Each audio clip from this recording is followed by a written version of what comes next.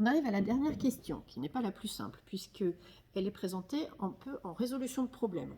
Vous remarquez à la fin cette formule, le candidat est invité à prendre des initiatives et à présenter la démarche même si elle n'a pas abouti. Typiquement, on met ce genre de recommandation quand la question va nécessiter plusieurs étapes avant d'être résolue. Alors, la question est d'évaluer la vitesse moyenne minimale du déplacement du joueur quand il va réaliser la réception en faisant ce qu'on appelle une manchette. C'est-à-dire que vous voyez la photo, on va réceptionner le ballon ici. Donc, alors, il part d'un peu plus loin, notre joueur. Il part du bout du terrain, de la ligne, et il veut réceptionner le ballon ici quand ce ballon fait cette trajectoire. On a établi les coordonnées x de t, y de t de notre ballon, les équations horaires pour la position. Donc, nous, ce qu'il va falloir déterminer, c'est à quel instant notre ballon arrive ici, puisque c'est le moment où il doit réceptionner. Et ensuite, comme on cherche une vitesse moyenne, ce qui n'est pas la réalité, on verra à la fin, mais on a besoin de la distance qui sépare ces deux points et d'avoir le temps qui s'écoule entre le moment de réception, le moment où le ballon a été émis, puisque à ces deux instants, on tape dans le ballon et lui, il part en direction du point R. Donc, on a besoin de la durée ici et on a besoin de la position du ballon par rapport au départ. Donc, on va commencer par faire une première étape qui va être de déterminer à quel moment notre ballon va arriver sur ce point R ici.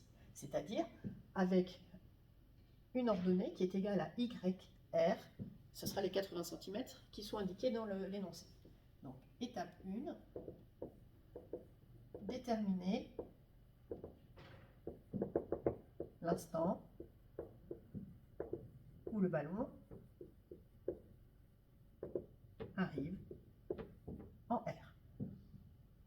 Et bien par définition en R, le point R a pour coordonnées X que l'on ne connaît pas, mais Y qui est égal à 0,80 mètres. On notera YR. On a nos équations ici. Donc on va pouvoir remplacer Y de t par le Y de R. Et ainsi, on va pouvoir isoler t pour le calculer. Toute cette expression, je vais la passer de l'autre côté du égal. Ainsi, j'aurai quelque chose de positif.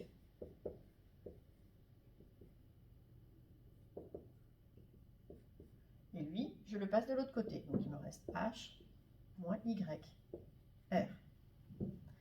Je vais ensuite garder seulement T carré. Donc pour ça, il faut que je multiplie par 2 et que je divise par G.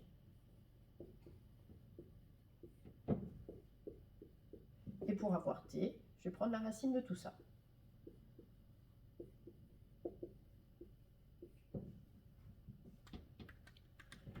En faisant l'application numérique, je donne le détail du calcul.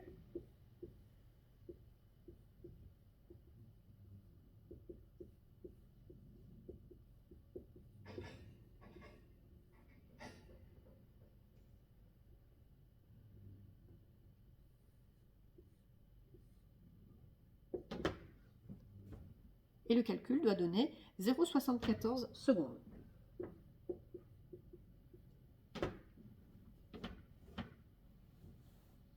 Une fois que j'ai cet instant, je vais passer à l'étape 2, qui va être de déterminer l'abscisse, c'est-à-dire la position X, que je ne connais pas ici.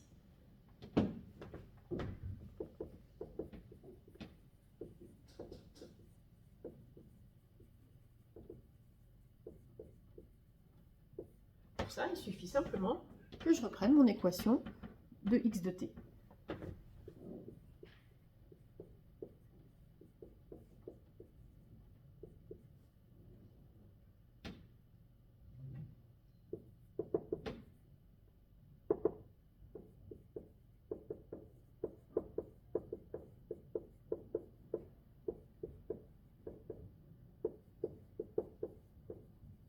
L'application donne 15,6 mètres. Et enfin, notre étape, maintenant que je sais où est ce point-là et que je sais d'où part mon joueur, je vais pouvoir savoir quelle distance il doit parcourir.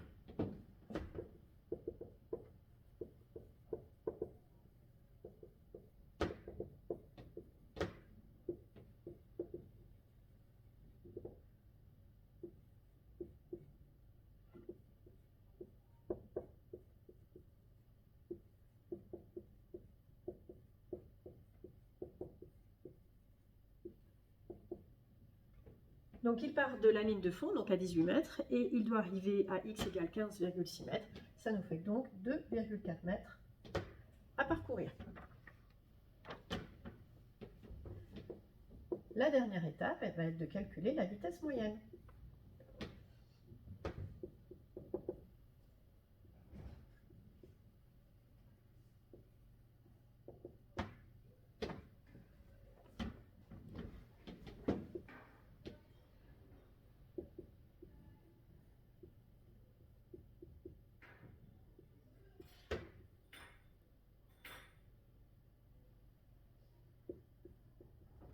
Donc la durée, eh bien, c'est celle qui s'écoule entre le moment où on tape sur le ballon et le moment où notre ballon arrive ici. Donc TR moins T0, les fameuses 0,74 qui sont ici.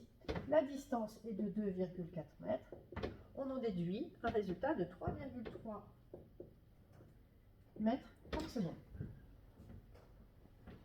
Si on convertit cette vitesse en km par heure, on est à environ entre 11 et 12 km par heure. Alors, deux petites remarques sur ce résultat. C'est qu'il semble peu utile de calculer une vitesse moyenne, puisque bien sûr, il va partir à l'arrêt. Donc, il ne va sûrement pas avoir cette vitesse-là. Ça doit être un peu difficile d'estimer véritablement la vitesse à laquelle il doit arriver. Et deuxième remarque, eh bien, notre ballon, ce n'est pas une crêpe. Donc, en fait, YR n'est pas tout à fait réaliste, puisque normalement, le diamètre du ballon à prendre en compte sur notre calcul. Mais dans l'exercice, on ne nous donne pas le diamètre du ballon, donc évidemment, on n'attendait pas à ce qu'on calcule la position exacte du centre du ballon. Voilà pour cet exercice, j'espère que vous avez suivi et que tout est clair dans l'explication. Si vous avez des questions, eh bien, n'hésitez pas à les envoyer par mail.